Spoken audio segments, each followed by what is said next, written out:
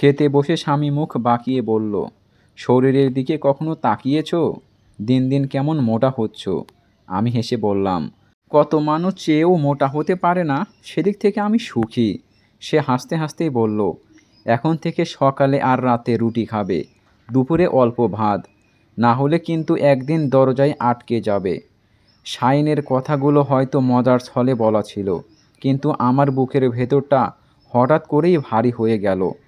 কষ্টটা মুখে প্রকাশ করলাম না, বরং তার সঙ্গে আমিও হেসে কথা বললাম।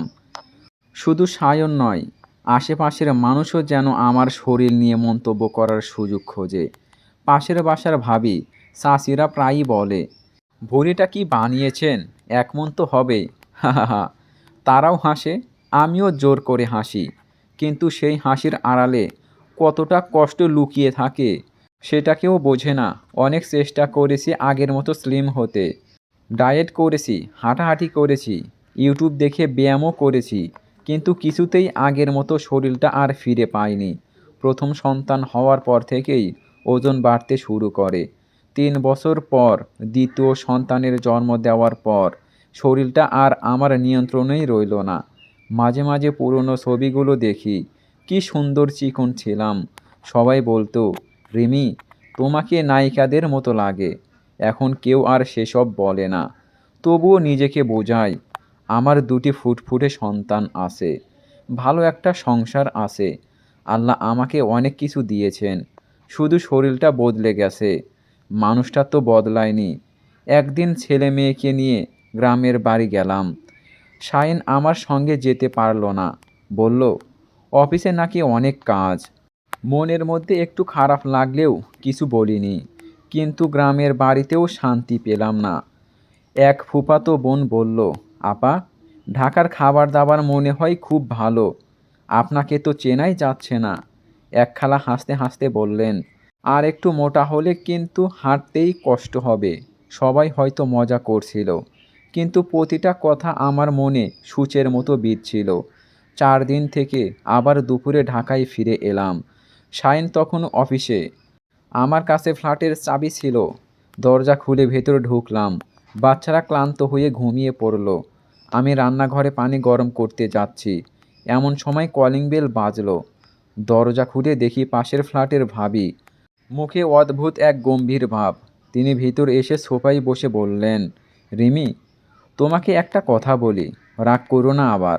আমি হেসে বললাম, না ভাবি, বলেন, রাগ করব কেন? তিনি কয়েক সেকেন্ড চুপ করে থেকে বললেন, নিজের শরীরের দিকে একটু যত্ন নিও, স্বামীর সামনে একটু আকর্ষণীয় হয়ে থেকো। আমি অবাক হয়ে তার দিকে তাকিয়ে রইলাম। তিনি নিচু গলায় বললেন, আসল কথাটা বলা ঠিক না, তবুও না বললেও আমার মন মানত না। তোমার স্বামীকে অন্ধ বিশ্বাস করো না। আমার বুকের ভেতরটা ধক করে উঠল। মানে? ভাবি দীর্ঘ শ্বাস ফেলে বললেন, গত কয়েকদিন ধরে তোমার স্বামীকে আমি এক মহিলার সঙ্গে কয়েকবার দেখেছি, রিকশায়, আবার একদিন একটা রেস্টুরেন্টের সামনে। মহিলাটা দেখতে খুবই স্মার্ট। দুজনকে দেখে মনে হচ্ছিল অনেক দিনের পরিচয়। আমার হাত থেকে পানির গ্লাসটা প্রায় পড়ে যাচ্ছিল। মাথার ভেতর যেন ঝড় বয়ে যাচ্ছে। এ কারণেই কি শাইন আমার সঙ্গে গ্রামে যায়নি, নাকি ভাবি ভুল দেখেছেন? আমি নিজেকে শান্ত করার চেষ্টা করলাম। হয়তো অফিসের সহকর্মী, হয়তো কোনো জরুরি কাজ। কিন্তু পরের মুহূর্তেই মনে পড়ল, গত কয়েক মাস ধরে সায়ন প্রায় রাত করেই বাসা ফিরছে। ফোনে কথা বলার সময় আমাকে দেখলেই অন্য ঘরে চলে যায়। আগের মতো আর ফোনটাও আমার হাতে দেয় না। এসব কি শুধু কাকতালীয়, নাকি আমি এতদিন কিছু বুঝতে পারিনি? ভাবি চলে যাওয়ার পরও আমি দরজার চৌকাঠে প্রায় স্তব্ধ হয়ে দাঁড়িয়ে রইলাম। মাথার ভেতর এক ধরনের তীব্র শূন্যতা ঝিঝি পোকার মতো বাজতে লাগলো। চোখের সামনে ভেসে উঠছে শাইনের মিষ্টি হাসি মাখা মুখটা। এই লোকটাই কি তবে আমাকে আড়ালে অন্য কারো কাছে বিক্রি করে দিচ্ছে আমার অজান্তে? নাকি একজন নারীর বাহ্যিক সৌন্দর্যটাই তার কাছে সব হয়ে উঠল, যার সামনে 8 বছরের বিশ্বাস, ভালোবাসা আর 2টো সন্তানের জন্মদাত্রীর কোনো মূল্যই রইল না? রান্নাঘর থেকে পানি ফোটার শব্দ আসছে, কিন্তু আমার পা দুটো যেন মেঝেতে আটকে গেছে। না, আমি অহেতুক সন্দেহ করে নিজের সংসারটা জ্বালিয়ে ছাই করব না, কিন্তু সত্যিটা আমাকে জানতেই হবে। কৌতূহল আর ভয়ের এক তীব্র স্রোত আমার পুরো শরীর বরফ করে দিল। ড্রয়িং রুম থেকে ধীরে পায়ে আমাদের শোবার ঘরে গেলাম। ঘরটা থমথমে হয়ে আছে। দুই বাচ্চা অন্য ঘরে অঘরে ঘুমাচ্ছে।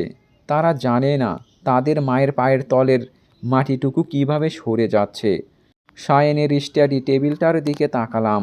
ড্রেসিং টেবিলের আয়নায় চোখ পড়তেই নিজের প্রতিবিম্ব দেখে একটা দীর্ঘশ্বাস বেরিয়ে এলো। মেদ জমে যাওয়া এই শরীরটার জন্যই কি আমি আজ অবহেলিত? ড্রেসিং টেবিলের আয়নায় নিজের দিকে কিছুক্ষণ স্তব্ধ হয়ে তাকিয়ে রইলাম। গালের হালকা মেস্তার দাগ, পেটের আলগা হয়ে যাওয়া চামড়া, আর চোখের নিচে কালচে ছাপ। এটাই কি তবে আমার অপরাধ? মাতৃত্বের চিহ্নগুলো কি কোনো পুরুষের কাছে এতটাই মূল্যহীন? নিজেকে সামলে সায়েনের ড্রয়ারগুলো খুঁজতে শুরু করলাম, কিন্তু সেখানে সন্দেহজনক কিছু পাওয়া গেল না। সব গোছানো, একদম সাধারণ। তবে কি ভাবি ভুল দেখেছেন? মনের মধ্যে এক বিন্দু আশার আলো জ্বলে উঠল।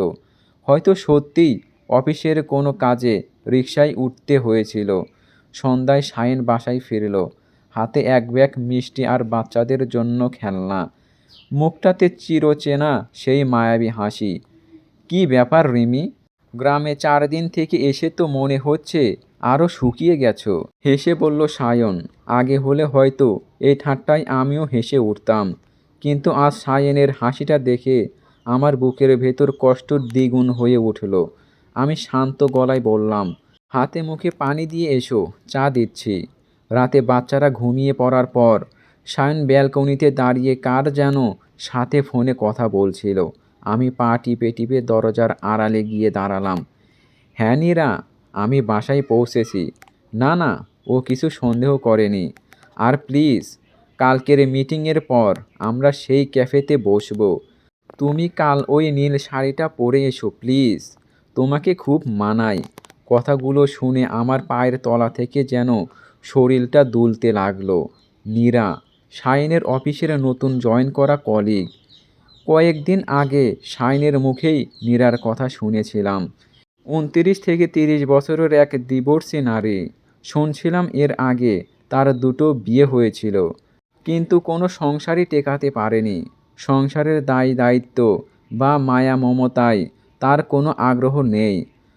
তার সারা দিনের ব্যস্ততা শুধু নিজেকে সাজিয়ে গুছিয়ে রাখা, বিউটি পার্লার আর নিজের রূপের চর্চা নিয়ে। অথচ এই লোকটা যে নিজের 2টো বাচ্চার মায়ের শরীরে একটু চর্বি জমেছে বলে মুখ বাঁকায়, সে কিনা ঘুরে বেড়াচ্ছে এমন এক নারীর পেছনে যে কেবল নিজের রূপ ফেরাতেই ব্যস্ত। পরের দিন সকালে সায়েন অফিসে যাওয়ার সময় আয়নার সামনে দাঁড়িয়ে অনেকক্ষণ চুল ঠিক করলো, সুগন্ধি মাখলো। আমি চুপচাপ তার চা এগিয়ে দিয়ে বললাম, সায়েন, আজকে বিকেলে কি একটু সময় হবে? দুজনে মিলে বাইরে থেকে ঘুরে আসতাম। অনেক দিন কোথাও যাওয়া হয় না। সায়েন চায়ে চুমুক দিয়ে ঘড়ির দিকে তাকিয়ে বিরক্ত মুখে বলল, আরে রিমি, দেখছই তো কাজের চাপ, এখন আবার ঘোরার শখ জাগলো। আর এই অবস্থায় বাইরে গিয়ে কি করবে? একটু নিজের খেয়াল রাখো, ঘর থেকে মেদটা কমানোর চেষ্টা করো। কথাটা বলেই সে হনহন করে বেরিয়ে গেল। সায়ন হয়তো আমাকে ভালোবাসে, তবে আমার শরীরকে হয়তো ভালোবাসে না। সংসারের সব খরচ সে সময় মতো দেয়, বাচ্চাদের ভালোবাসে, মাঝে মাঝে আমার জন্য উপহার আনে, কিন্তু তার সেই ভালোবাসায় আর আবেগ বা আকর্ষণ নেই। আমার পেটের বেড়ে যাওয়া চর্বি, মুখের ব্রণ আর সারাদিন সংসারের কাজ শেষে আলুথালু হয়ে থাকা রূপটা তার রুচিতে আর ধরে না। সে চায় চকচকে সাজানো গোছানো এক পুতুল, ঠিক নীরার মতো। দুপুরের দিকে বাচ্চাদের মেজ খালার বাসায় রেখে আমি সোজা চলে গেলাম সায়েনের অফিসের কাছে। সেই নির্দিষ্ট রেস্টুরেন্টের উল্টো পাশে এক কোণায় দাঁড়িয়ে অপেক্ষা করতে লাগলাম। ঠিক দুপুর 2টায় সায়ন আর নীরা রেস্টুরেন্ট থেকে বের হলো। সায়নের হাত ধরে নীরা খিলখিল করে হাসছে। নীল শাড়িতে নীরাকে সত্যিই বেশ আকর্ষণীয় লাগছে। ঠোঁটে গাঢ় লিপস্টিক, নিখুঁত মেকআপ, আর সায়ন, তার চোখে মুখে ফুটে উঠেছে এক অন্যরকম মোহ। যে সায়ন আমার দিকে আজকাল ভালোভাবে তাকায়ও না, সে নীরার প্রতিটি কথা গিলে খাচ্ছে। চোখের জল গড়িয়ে পড়ল গালে। তবে এবার কষ্টের জল নয়, এই জল ছিল এক চরম সত্যকে মেনে নেওয়াই। আমি আড়ালে দাঁড়িয়ে একটা দীর্ঘ শ্বাস ফেললাম। যে নারী দুটো সন্তান জন্ম দিতে গিয়ে নিজের রূপ যৌবন বিসর্জন দিল, তার স্থান হলো অবহেলায়। আর যে নারী সব দায়িত্ব এড়িয়ে কেবল রূপের পরশা সাজিয়ে বসেছে, সে পেল আমার স্বামীর সমস্ত আকর্ষণ। বাসায় ফিরে এলাম ধীর পায়ে। চোখের পানি মুছে আয়নার সামনে দাঁড়ালাম। এবার আর নিজের মেয়ে দেখে কষ্ট পেলাম না। আয়নার প্রতিবিম্বকে শক্ত গলায় বললাম, অনেক হয়েছে রিমি। পরের জন্য নিজেকে গুটিয়ে রাখা এবার বন্ধ। যে শরীরের জন্য তুমি লজ্জিত হচ্ছ, এই শরীরই তোমার দুটো সন্তানের জন্ম দিয়েছে। এবার মাতৃত্বের অসম্মানের জবাব তোমাকে দিতেই হবে। দরজায় সায়েনের চাবি ঘোরানোর শব্দ পাওয়া গেল। আমি সোজা হয়ে দাঁড়ালাম। আজকের রিমি আর আগের সেই অবহেলিত থাকবে না। দরজার লক হবার শব্দ হতেই আমি চোখের কোণে সামান্যতম জলের চিহ্নটুকু মুছে ফেললাম। সায়ন ভেতরে ঢুকে আগের মতোই স্বাভাবিক গলায় বলল, আজকে ভীষণ ক্লান্ত লাগছে রিমি। একটু তাড়াতাড়ি চা আর সাথে স্ন্যাক্স দাও তো। আমি সায়নের দিকে তাকালাম। একদম শান্ত, গভীর এক নীরবতা ধরে রেখে কেবল মৃদু হেসে বললাম, তুমি হাত মুখ ধুয়ে নাও, দিচ্ছি। সায়ন খেয়াল করলো না আমার এই শান্ত চেহারার পেছনে কত বড় একটা ঝড় জন্ম হয়েছে। সে তার মতো পোশাক বদলে মোবাইল নিয়ে ব্যস্ত হয়ে পড়ল। আর আমি রান্নাঘরে দাঁড়িয়ে নিজের শেষ চাটা বানালাম। যে চা এতদিন ধরে শুধু অন্যের পছন্দ মতো চিনি আর দুধের মাপে বানিয়ে এসেছি। রাতে যখন পুরো বাসা নিস্তব্ধ, সায়ন অঘরে ঘুমোচ্ছে, আমি তখন বিছানায় শুয়ে নিজের জীবনের নতুন খসড়া তৈরি করলাম। সায়নের চোখে মোহ ভাঙতে কিংবা তাকে কোনো কিছু প্রমাণ করতে নয়, বরং নিজেকে নিজের কাছে ফিরিয়ে আনতে আমার এই যুদ্ধ। পরদিন সকাল 6টা। সায়নের অ্যালার্ম বাজার আগেই আমি ঘুম থেকে উঠলাম। এতদিন সকাল হলে রান্নাঘরের দিকে ছুটতাম। সায়নের জন্য গরম ধোয়া ওঠা নাস্তা, বাচ্চাদের টিফিন আর ধোয়া মোছায় ব্যস্ততা। কিন্তু আজ আমি সোজা ব্যালকনিতে গিয়ে দাঁড়ালাম। ভোরের শীতল বাতাসটা ফুসফুসে টেনে নিয়ে কয়েকটা হালকা ফ্রি হ্যান্ড ব্যায়াম আর স্ট্রেচিং করলাম। সায়ন ঘুম থেকে উঠে হাঁক দিল, রিমি, চা কোথায়? আর আমার সকালে নাস্তা রেডি? আমি বেলকনি থেকে ধীরে পায়ে হেঁটে ঘরে এলাম। পরনে সাধারণ ঘরের পোশাক, কিন্তু চোখে মুখে এক অনড়। সায়নের দিকে তাকিয়ে একদম সহজ গলায় বললাম, আজ থেকে আর সকালের রান্না বা নাস্তা আমি করব না সায়ন। তুমি অফিসে যাওয়ার পথে বাইরে থেকে কোনো রেস্টুরেন্টে নাস্তা সেরে নিও। ইভিনিং স্ন্যাক্সও বাইরে খেয়েও। সায়ন চোখ গোল গোল করে তাকালো। মানে, হঠাৎ কি হলো? তুমি তো জানো আমি বাইরের খাবার সহ্য করতে পারি না। সকাল সকাল এসব কি ফাজলামো? আমি শান্ত হেসে বললাম, কোনো ফাজলামো নয়। আমি নিজের কিছু মনের আশা পূরণ করার আছে। এতদিন সংসার আর মাতৃত্ব সামলাতে গিয়ে নিজেকে একদম শেষ করে দিয়েছিলাম। এবার আমি নিজের শরীর আর স্বাস্থ্যের দিকে নজর দেব। যতদিন না আমার নিজের সেই লক্ষ্য পূরণ হচ্ছে, এতদিন রান্নাঘরের দায়িত্বে কিছুটা কাটছাঁট থাকবে। সায়ন রাগে গজগজ করে বলল, তোমার মাথায় নির্ঘাত ভূত চেপেছে। কয়দিন ব্যায়াম করার ভূত চাপবে, তারপর বুদবুদের মতো মিলিয়ে যাবে। ডং। সে রাগে গজগজ করতে করতেই জামা কাপড় পরে বাসা থেকে বেরিয়ে গেল। সায়ন চলে যাওয়ার পরই আমি আর দেরি করলাম না। বাচ্চাদের স্কুলে পাঠিয়ে দিয়ে বাসার কাছে এক সুপরিচিত ইউমেন্স জিমে গিয়ে ভর্তি হয়ে এলাম। একজন অভিজ্ঞ ট্রেনারের সাথে কথা বলে আমার পার্ট টাইম ওয়ার্কআউট আর পার্সোনাল ডায়েট চার্টস বানিয়ে নিলাম। বাড়ি ফিরে এসে প্রথমে রান্নাঘরের তেল মশলা খাবারের পসরা বন্ধ করে দিলাম। নিজের জন্য প্রোটিন, শাকসবজি, ফলমূল আর পর্যাপ্ত পানি, এক সুনির্দিষ্ট ডায়েট শুরু করলাম। তেলে ভাজা জিনিস, অতিরিক্ত চিনি কিছুই খাবো না। দেখতে দেখতে সময় গড়াতে লাগলো। প্রথম সায়ন ভাবছিল আমি 2-1 দিন পর ক্লান্ত হয়ে আগের রূপেই ফিরে যাব। কিন্তু যখন দেখলো আমি প্রতিদিন নিয়ম করে সকালে জিমে যাচ্ছি, মিষ্টি আর প্রসেসড ফুড এক ফোঁটাও ছুঁয়ে দেখছে না। তখন সে বাধ্য হয়ে বাইরের হোটেলে আর ক্যাফে থেকেই সকাল নাস্তা সাঁটানো শুরু করলো। শাইনের অভ্যাসে পরিণত হলো বাইরের তেলের পরাটা, ভাজা পোড়া আর ক্যাফের রিচ ফুড খাওয়া। রিমিও আর তার পিছু পিছু সকালের সুষম নাস্তাটা বা গ্রিন টি নিয়ে দাঁড়িয়ে থাকে না। 2 মাস পর পরিবর্তনটা এলো অলক্ষণেই, কিন্তু ভীষণ স্পষ্ট হয়ে। একদিন সকালে ড্রেসিং টেবিলের সামনে দাঁড়িয়ে সায়ন তার আগের একটি টি শার্টের বোতাম লাগাতে গিয়ে থমকে গেল। আয়নায় তাকিয়ে দেখল পেটটা আগের চেয়ে বেশ অনেকটাই সামনে চলে এসেছে। টাইট শার্টের বোতামগুলো যেন ছিঁড়ে বেরিয়ে আসতে চাইছে। 2 মাস ধরে টানা বাইরে চর্বিযুক্ত আর তেলে ভাজা খাবার খেয়ে শাইনের নিজেরই এবার ভুঁড়ি বেড়ে বেশ খানিকটা মোটা হয়ে গেছে। ডাবল চিন স্পষ্ট হয়ে উঠেছে চেহারায়। ঠিক সেই মুহূর্তে আমি জিম সেশন শেষ করে ঘরে ঢুকলাম। আমার গায়ে ফিটেড ওয়ার্কআউট গিয়ার।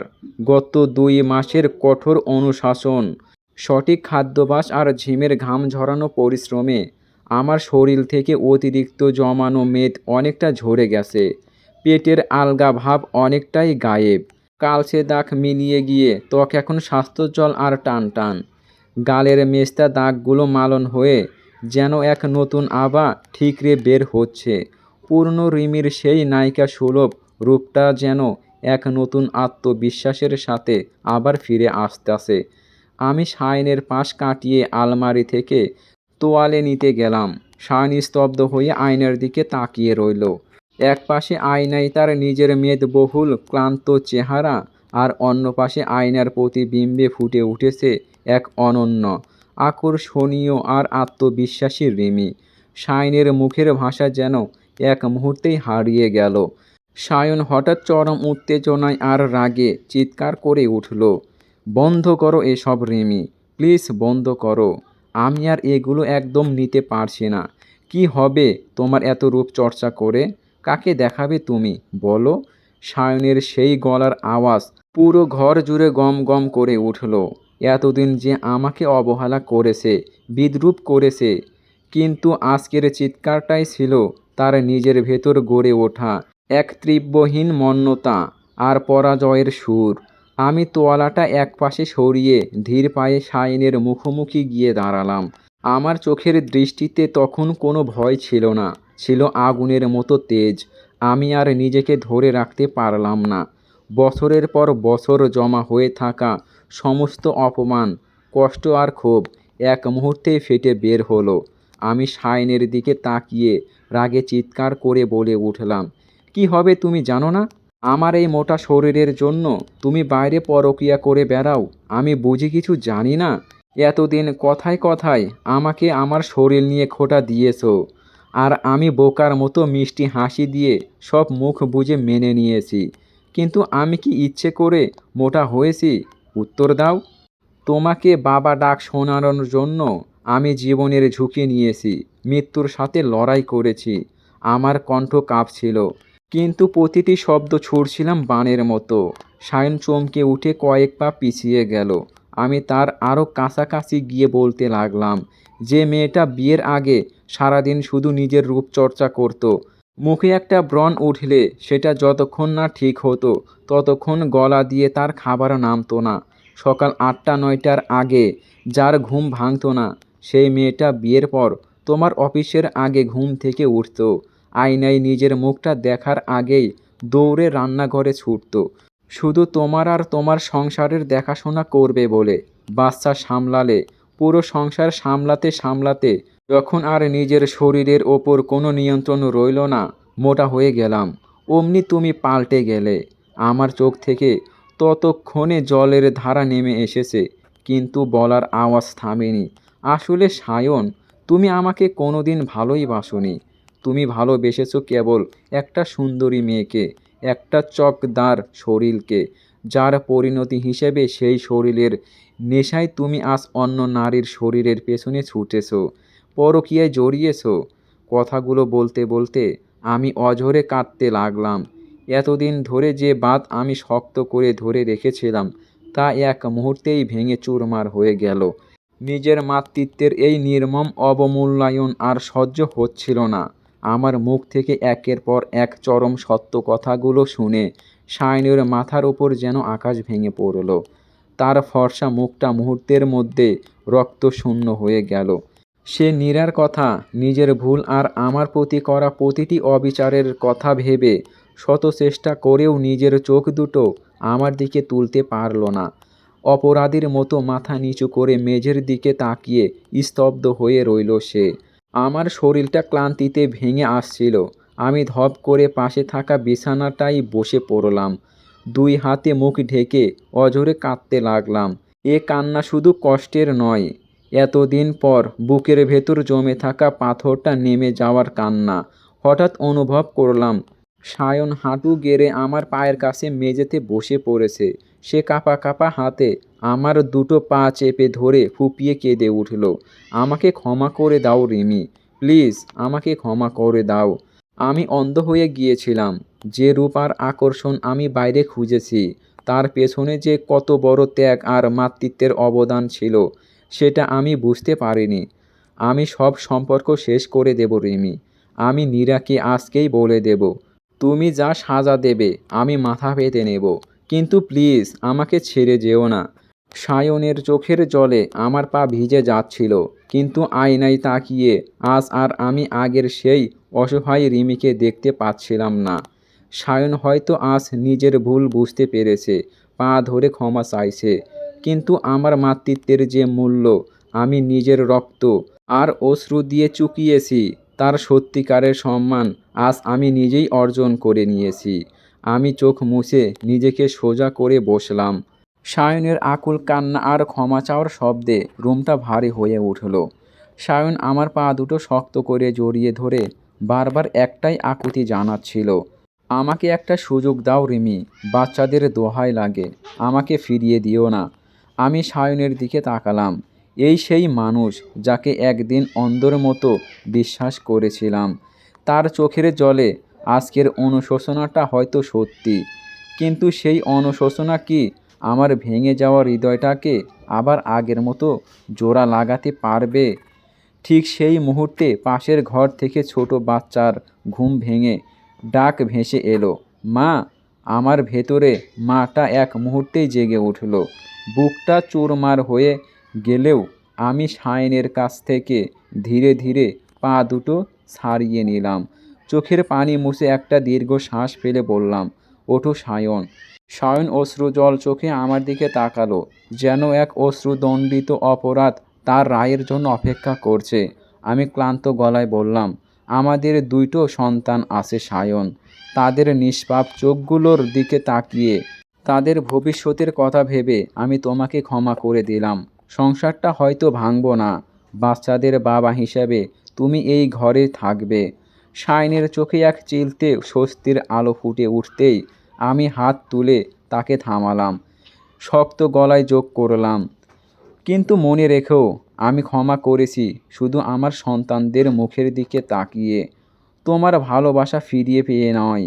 সায়ন, ভুল মানুষ সবাই করে, কিন্তু বিশ্বাসের কাজ একবার ভেঙে গেলে তা আর কখনো জোড়া লাগে না। তুমি হয়তো ভেবেছো সব আগের মতো হয়ে যাবে, কিন্তু না।